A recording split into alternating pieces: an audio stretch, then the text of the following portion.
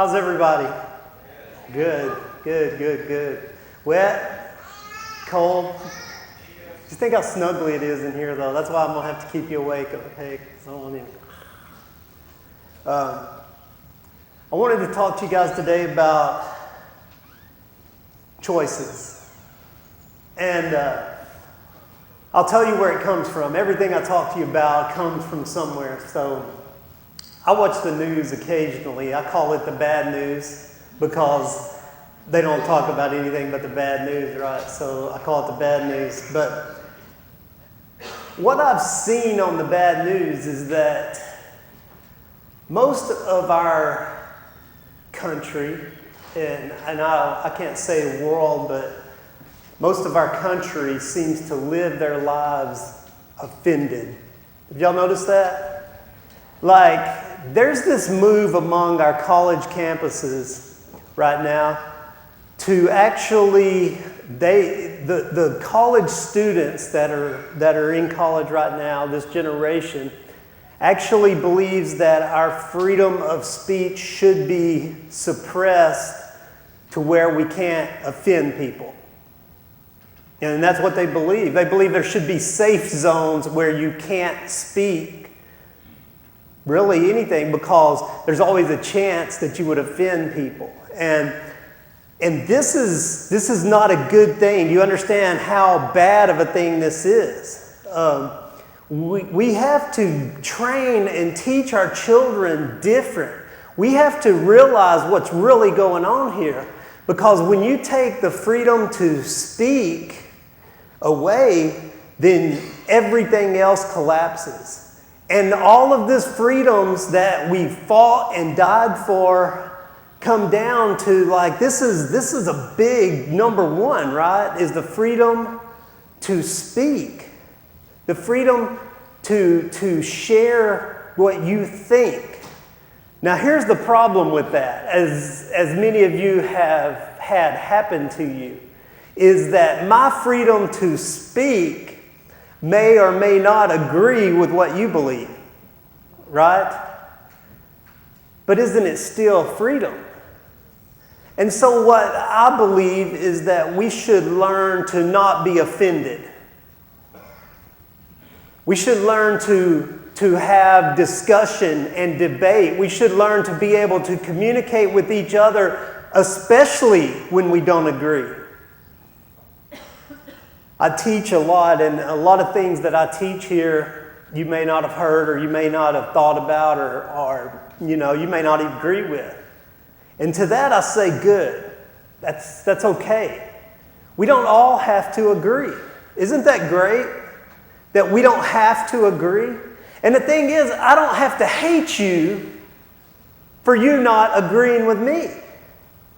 And you don't have to hate me just because you don't agree with me.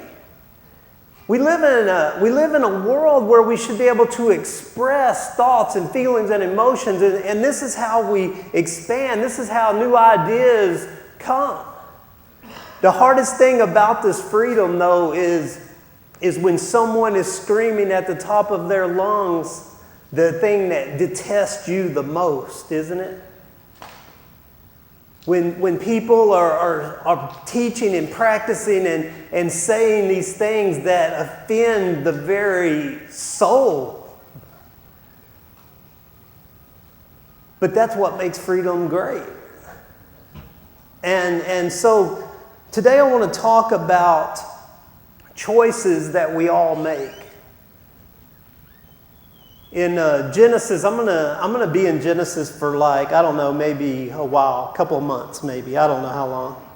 In Genesis though, in Genesis chapter 37, the story of humanity starts to unfold, and as the story of humanity starts to unfold, this is early in the historic story of the Jewish nation that we have. The nation that Messiah would come through. And that's what this season's really all about, and the coming of Messiah. And so we have Abraham who makes covenant with God.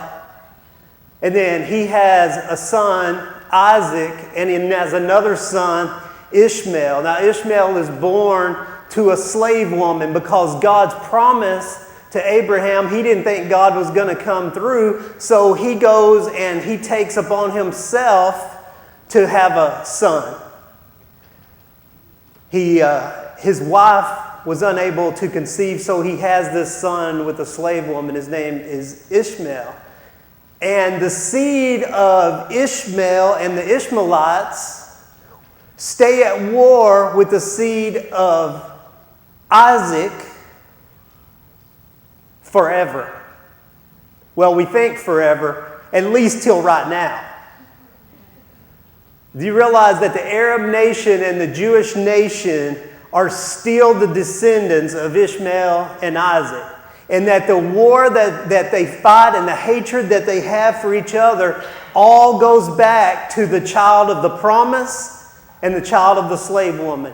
It was Abraham taking God's plan into his own hands and speeding up God's timescale. And when we do that, we birth Ishmaels, right? And Ishmaels torment you all the days of your life. The promise for the child, Isaac, the child of the promise, was hurt because of Abraham's choice. Abraham making choices. Isaac has a son, and his name is Jacob. Okay? Jacob is actually, if you have a kid named Jacob, you'll probably know this. Jacob means trickster or swindler. And every Jacob I've ever met kind of had that little personality where they're like little tricky, you know? It's kind of funny. It's funny how we kind of live up to our names still to this day. But I've noticed this. Well, as Jacob goes in his life, he tricks and swindles his brother Esau out of his inheritance. And you can read all these stories. It's a crazy stories how these things work out. But as Jacob tricks and swindles his brother Esau out of his inheritance, then Jacob meets up with God and he wrestles with God, or it says an angel of the Lord. And it says that God touches his hip and knocks his hip out of socket, and they wrestle all night. And he will not let the angel or let God win. He's going to fight to the end. And God changes his name to Israel. He said, you're no longer called Jacob. Your name is Israel, which means wrestles with God. Now, Israel, Jacob, had 12 sons, the 12 tribes of Israel, okay? These 12 sons become the nations of Israel, the tribes of Israel. So that's kind of where we're at right now in the story in Genesis chapter 37. So it's just a real brief history of how we get here. But he had this one son in particular that he liked more than the others. And I know how that is. To be the favorite son. I'm going to read a little in Genesis 37, verse 1. It says, Jacob lived in the land of his fathers, sojournings in the land of Canaan. These are the generations of Jacob. Then he goes into telling this story of Jacob or of Israel, right? These are the nations of Israel. This is the history of the generations of Israel. It says, Joseph, being 17 years old, was pasturing the flock with his brothers. He was a boy with the sons of Bilhah and Zalpah, his father's wives. And Joseph brought a bad report of them to their father. So like Joseph has multiple wives and all of the boys are out playing together, and Joseph goes and tells daddy on the brothers, right?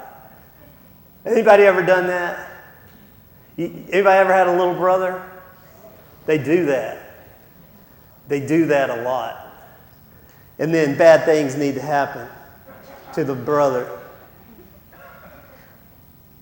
I have a little brother, and I have an older brother and a younger brother. I'm the chosen child. And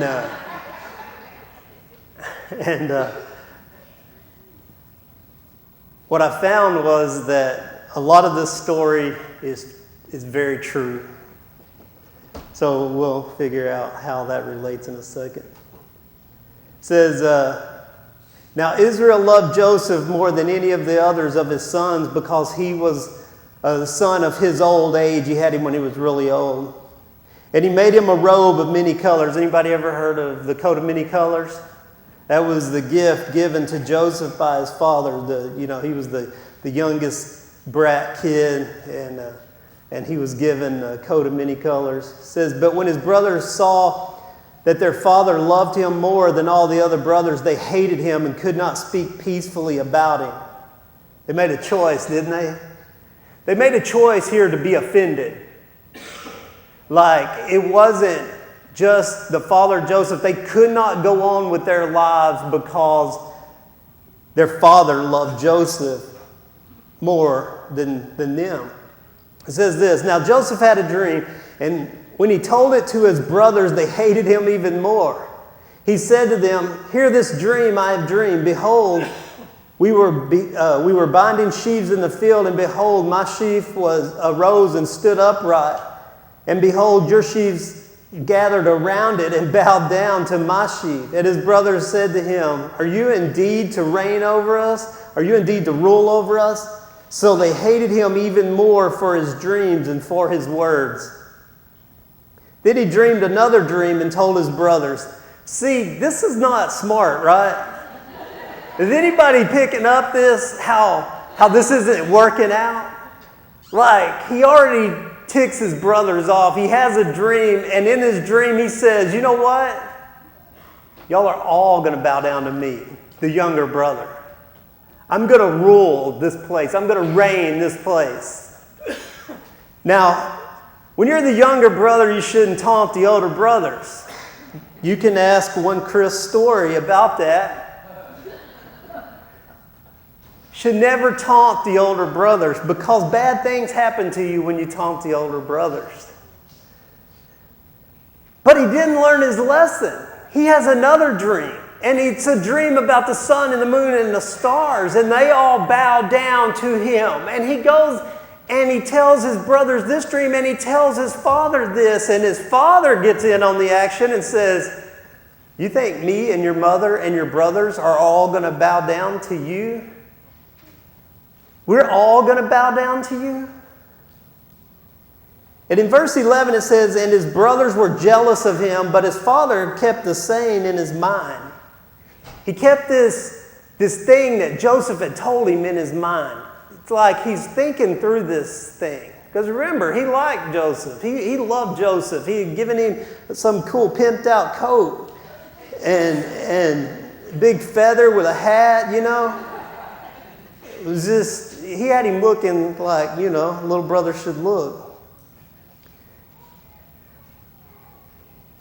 Now what happens in the story is that the brothers, they go to tend the flocks and they take them to pastures. They had to move around when the fields would be ate up, so they would move. And as they moved around and they were moved a long ways away. So Jacob calls Joseph, Israel calls Joseph to him and says, I need you to go check on your brothers. And so he says he will, and he goes to find his brothers, right? But they see him coming from a long ways away. And they come up with a plan. And the plan is to kill him. This is what happens to younger brothers. Especially younger brothers who tattle, younger brothers who tell you stories about you bowing down to them.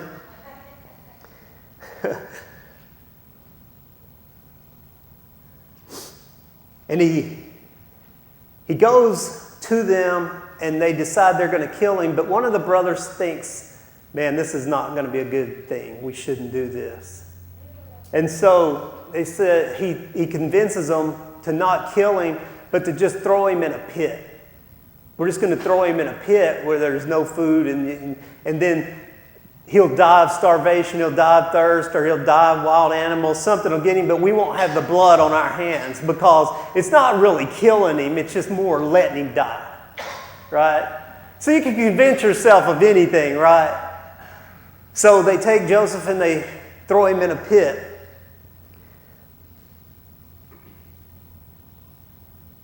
And then they have the idea of, wait, this isn't really going to do us any good, right? We could actually benefit from this because there was these men coming who were slave traders. And they're like, maybe he doesn't have to die. We could just sell him. So they pull him out of the pit and they sell him. Then they decide, wait, how are we going to prove this to our father? So they take this cool, pimped out coat of many colors and they dip it in blood and they take it back to the father and they say, Joseph was killed by an animal. This is his coat. Do you recognize this coat? Is this his? We found this coat. You know, they're probably acting like they don't know anything. We never saw the coat before. We never really looked at it. Believe that? See, here's the thing. I think we miss the story a lot of times because we think Joseph's this, sweet, innocent little kid and he's just out there and he's just walking and they say, Joseph, we're going to throw you in a pit. And he's like, all right. And they throw him in the pit and they're like, Joseph, we're going to sell you to a slave trader. And he says, all right. Because we just read the Bible and it's like a couple of verses and we're through the story. Man, that wasn't how my little brother was. Like when we came after him, it was on, right? It was a fight. There was blood and there was scratching, there was beating, and he would pick up anything that he could find and swing. He would pull, he would shoot anything he had in his possession. It was a bad thing. He shot my older brother with a BB gun from close range, and put the BB inside of him one time. I mean, I was smart enough to hide behind my older brother when we were doing this. It was bad. We locked him in a closet and we were going to let him out, but I didn't know there was a gun in the closet. When you lock your brother in the closet, you make sure there's not a gun in there. Open that door and bam, man, it was Merry Christmas. So I got this feeling, man, that this was a war. This was a fight. I mean, it's 12 against 1, but I imagine Joseph is doing all he can because, man, when I was 17, man, I wasn't going to let my brothers, okay, I'll get in the pit. It didn't work that way. These are real people. You got to get, these are real people in a real time in history. And you know what time this is taking place? These are cavemen. These are people who kill wild animals with their hands. I mean, these are rough, tough people. And so all of this is going on, and they're fighting, and they finally take him, and I imagine they've got him tied up and chained up, and they sell him off, and these slave traders take him to Egypt. It's an important part of the story, because have you ever wondered, we all saw the 10 Commandments, right? Moses, let my people go, right? But how did the children of Israel get into Egypt? Ever think about that? Well, this is how. They sold Joseph and they took him to Egypt. Now, when Joseph got to Egypt, he was bought by a guy named Potiphar. And Potiphar was the head of the guard for the Pharaoh. He was like second or third in command. He was high ranking and he was sold into Potiphar's house. All right, and that's where I'm going to kind of leave the story today because we're going to pick up there next week. But I got to go back and look at what's going on here. This 17-year-old kid has a dream. He has a vision, right? And what is that dream? That his brothers, now it's not just that his 12 brothers, but you got to remember that God had promised his great-grandfather that he would have descendants that would be many nations. That it would be descendants as many as there are stars, uncountable numbers. So when he's talking about this dream, he's talking about ruling the world. This is bigger than I beat my little brother into submission. Like, you got to get what's going on. The dream, the vision, the image that had been shown to Joseph was that you will rule the world. And so this sets in his heart.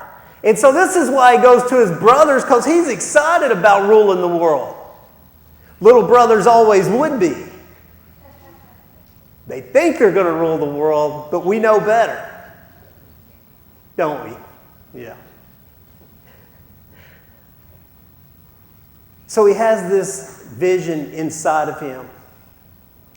And inside of him, he knows who he is, doesn't he? At 17 years old, he knows who he is.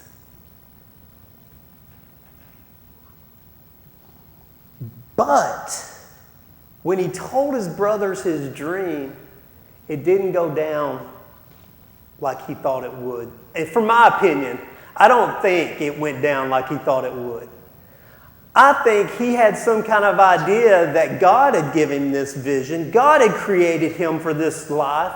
And that when he shared that vision, when he shared that dream, that his brothers who hated him all of a sudden were going to go, yeah, that sounds good. Yeah, let's do that. That'll be so awesome, man. Joseph, we're so proud of you. I never told my little brother that. Because you got to keep them intact, right? You got to keep them under your thumb. You can't let them know that they're good. My brother grew up big. I never let him know that. Never told him he was bigger than me. Never let him in on that secret. You never let him know, right? My little brother, man, he was sharp and he was a fix-it and he was a MacGyver. He could do anything. I never let him know that because he used them as weapons. He's violent. He's still violent to this day. I don't know why. I don't know where he got it. He got picked on a lot. He was a crybaby, though, I have to tell you that. And that made it more fun. My brother, man, we could make him cry about anything. But then he'd turn red and he'd start spinning out, you know. And that was never good. Once he got over that, man, it was just on. I'll tell you one time, we were fighting in the kitchen. We lived in a small house, man. And when we would go to fighting, it was bad because, like, we didn't push and, like, slap. I mean, it was swinging and punching and fighting and breaking stuff fighting. This old school, like, you know, these kids today, man, they push and bow up and call you names. There wasn't none of that. It was grab something and hit somebody with it. That's the way we fought. And we were home alone, and we were probably like, I don't know, my older brother's probably in 4th grade, and I would have been in like 2nd, and my younger brother would have been like in kindergarten. And just about the time Mom opened the front door, my older brother hit my younger brother and knocked him out cold. I mean, just bam, he hit the floor, and it was like, and Mom opens the door. It's like, busted. I mean, busted big time. Stuff broken, chairs, tables everywhere. Bad. It was bad. That's the way we fought. I mean, that's why we love each other so much. It got real. There wasn't nothing hid about it. So, this is the way brothers are, anyway. What was I talking about? There was a point to all this. Joseph knew who he was, and his brothers didn't care. They didn't care.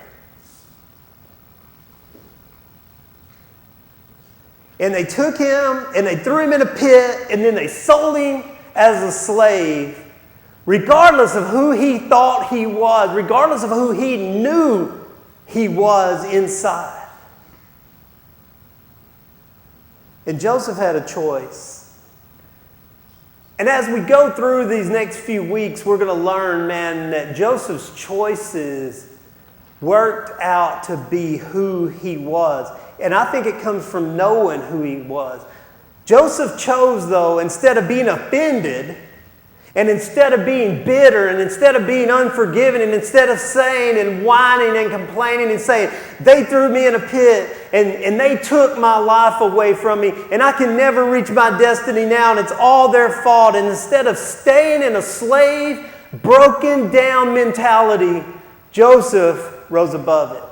I'm going to tell you right now because we're going to work toward this, but Joseph ends up ruling right under Pharaoh in Egypt. He ends up saving the whole nation of Israel from starvation and famine. And his family and all of his descendants end up worshiping or bowing to him, being under his authority. He rises to his very destiny, to who God had showed him who he was going to be. But see, I've been thinking about this. And I look around at so many people today, and they're offended. They're angry. Have y'all realized that people aren't nice? I noticed that this week. I found a lot of people that weren't nice. And I always wonder, why aren't people nice? You know, nice will get you a long ways in this world. You can be completely incompetent and nice, and people are like, man, that guy's the greatest guy in the world. But you can be the most competent person and be rude and mean and confrontational.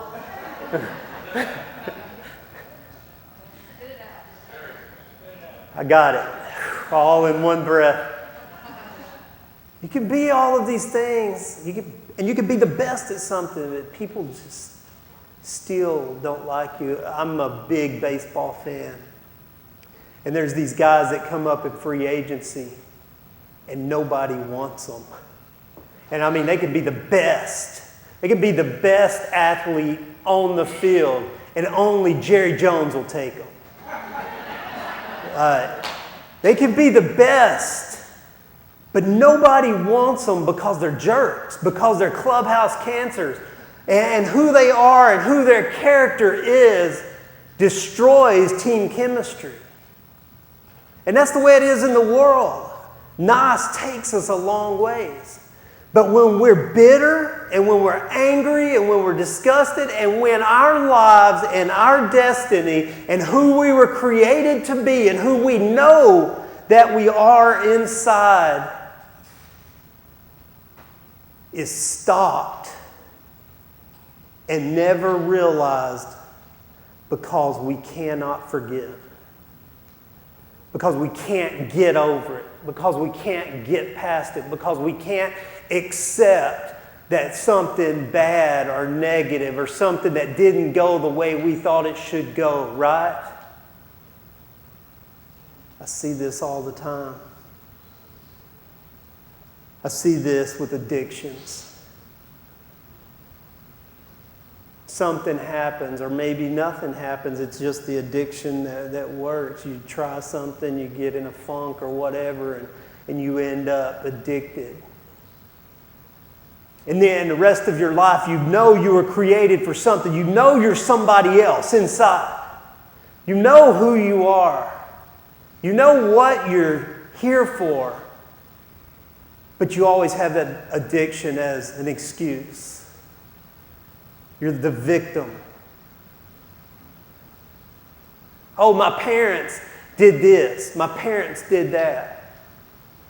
My friend did this or my friend did that. The church did this or the church did that. Oh, I got put in jail. I'm an ex-con.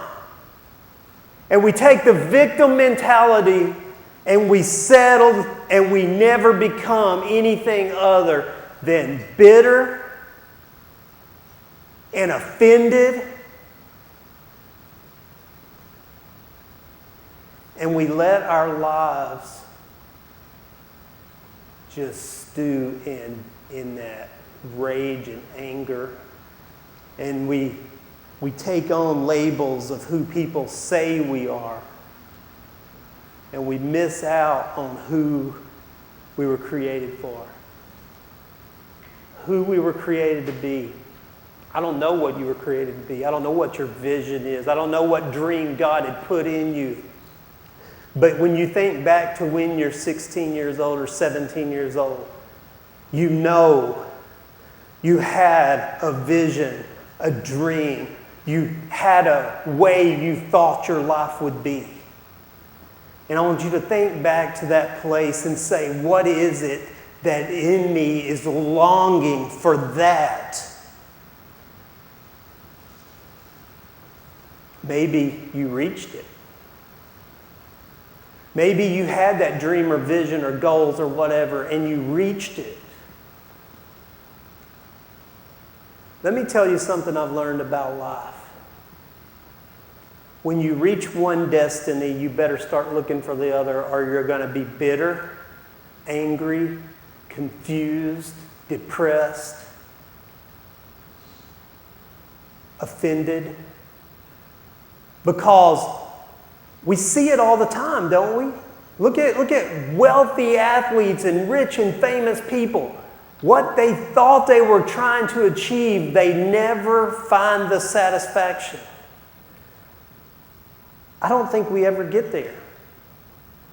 I think at the completion of every vision and the completion of every dream and the arrival to that place of on top of the world, I think we look and we see the next thing. And sometimes it's depressing because you look and you go, wow, I thought I was there and now I've got all this other work to do. I got to start all over. When does it ever stop? It doesn't. It doesn't. We're always pressing on to become who we are envisioned, who God has planted in us. There's a verse in the Bible that says God has planted eternity in the hearts of man.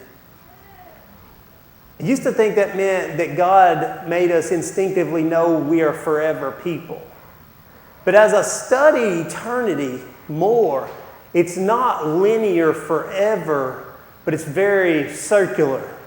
It's very repetitious. It's life upon life, eternal life. It's arriving and arriving again and arriving. Every arrival's a departure.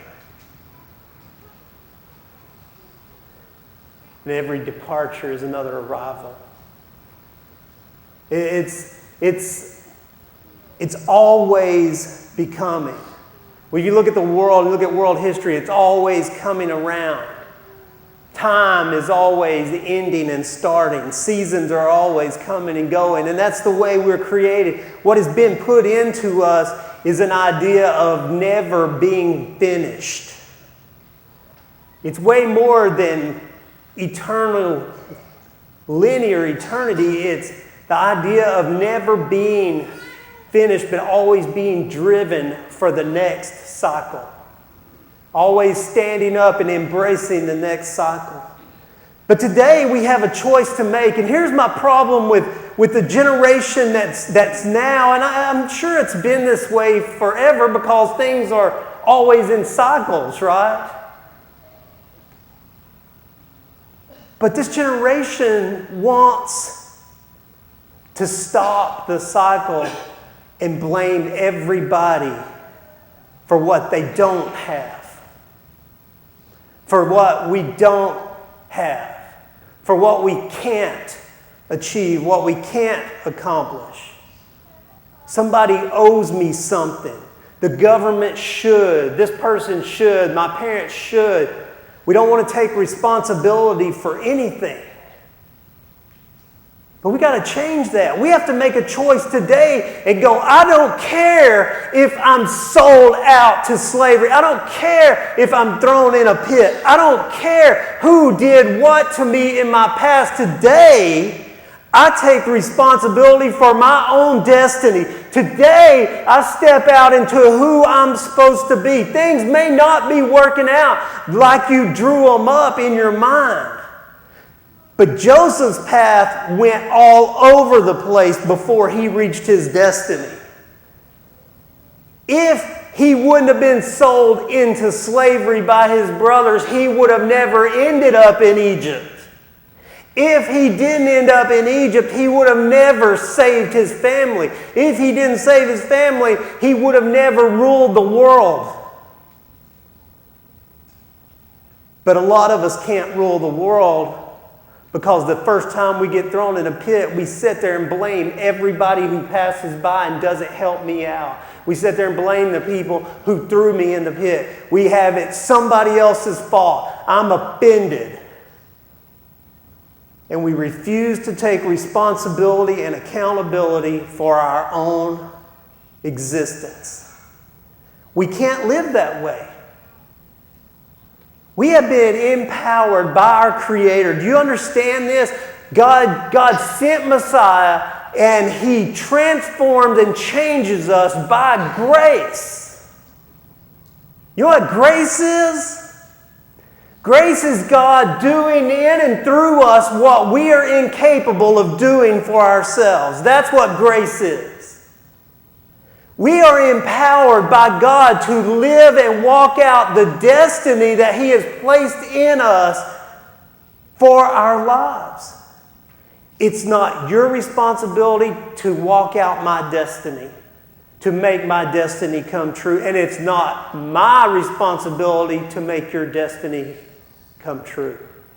And when we all choose to take personal responsibility for our own destinies, and we stop being offended and shut down and held up by bitterness and by anger and by rage and by entitlement,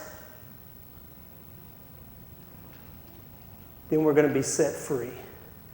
And we're going to be set free to rule and reign in our destinies. We are going to be empowered by God to walk out who we are to become. And there is no greater feeling in the world than becoming who you were created to become. Everybody wants success. But I look at success a little different. I look at success not being what I have or what I accumulate, but I look at success being, did I become who I was created to become? I've done that. It was a wild, round, twisted road trip. But I actually became who I was created to become. That's why I can tell you, you never arrive until you're ready to depart again. I'm not done. I became that. I became who I was created to become. It was the most unbelievable feeling in the world. It was the greatest thing ever. But then the depression set in. Then the weight started to fall. I started to realize that it's not over yet. I was ready to build a tent on the mountaintop.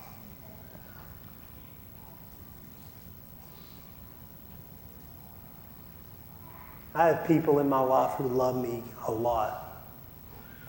I've never been discouraged to do anything in my life. I'm fortunate. I know that's not normal. I know it's not. I've been told since I was little that if I think it, I can do it. That I can accomplish anything, I can become anything I want to be. That's the way I raise my kids. They believe that they can do anything.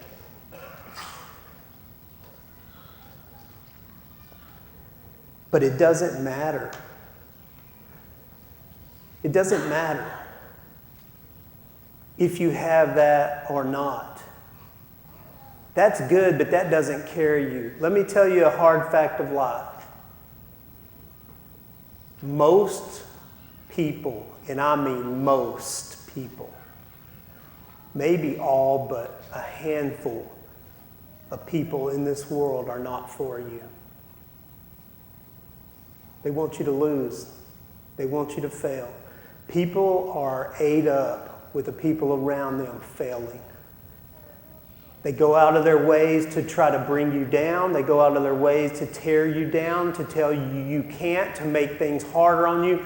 Nobody is going to help you accomplish your destiny. Now, are you uplifted? Like you come to church, man, you just get pumped, right? But it's good to know that everybody's against you. Not that you're paranoid, it's just that everybody's against you. People are against successful people. I will guarantee you this, most of the people in your life do not want you to be happy. This is the truth. I was just sharing the truth with you. They don't want you to be happy. Miserable people love company. And people can't stand if you are successful and happy. They can't. They hate it. But there is good news. And here's the good news for you. There's a handful of people in your life. Maybe one, maybe two, maybe five. I would say at the most, there will be 5 people. I have this principle. It's called the Lego principle. Like all of us are Legos. And we only have 6 places for plug-in. Like we're one. 5 significant relationships is all you'll have in your life. It's all you can manage. And if you can find 5 people who are for you and not against you, man, you are blessed. So quit running around trying to make everybody like you. Get over it. It's not going to happen. There's 5 people, though, that are going to be for you. They're going to walk with you. They're going to encourage you. They're going to help you. They're going to build you up. And they're going to help you reach your destiny. Invest your life in those people. Connect with those people and give them your all. What I found is the more you give to those people, the more that you receive from those people. And that's where life takes off. And you will achieve your destiny. You will achieve happiness. You will not be bitter. You will not be angry. You will not be offended. I know it seems cynical to not expect anything from people. But just don't expect anything from people. Because they're going to use you for what they need from you, and then they're going to throw you down.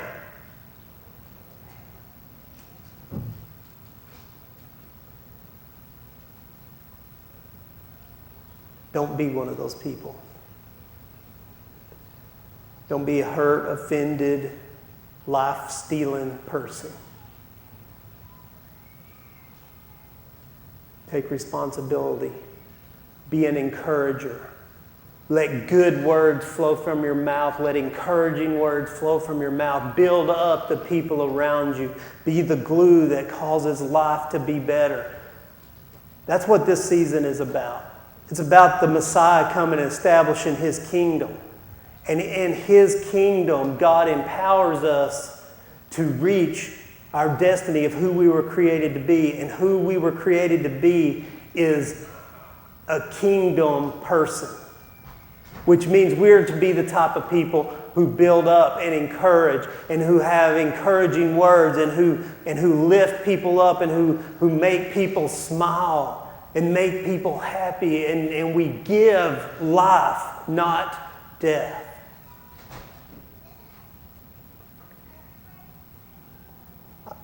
I want so bad for you guys to reach that potential. I thought about a long time what my greatest weakness in my life, the things that cause me the most pain in my life, the thing that really bugs me the most. And I narrowed it down to that one thing. I look at everything as potential. Everything. I don't see the worst in people, which is naive, I understand. I know. I don't see the worst in people. I look at everybody and I see who they can be. I look at everybody and I see what you can become. I see the life that you can have. The hardest part of being a pastor is to sit and watch life get wasted. I see so much potential here, you have no idea. I want more for you than you probably have ever dreamed about for yourselves. And a lot of my frustration in life comes from wanting people to walk out their destinies. But to see people offended, especially college kids, man. They have the world in front of them. They have an education. They have all these possibilities. And instead, they get offended and then shrink their world to nothing and ball up in a hole and never become who they were created to become. And that frustrates me. I don't want that for us. I want us to open up. I want us to live. I want us to reach in and remember those 17-year-old dreams. That this is what my life should have looked like or could look like, or this is where my life was going. But I hit all these roadblocks and all these potholes. Those roadblocks and potholes make you who you are. They're part of your destiny. So embrace them. Get over the bitterness. Get over the anger. Get over the rage. Get over the hatred. Forgive. Just forgive. It's easier. It's a better way to live. And if we do that, man, we become the people we were created to become. You guys stand with me. I want to pray for you.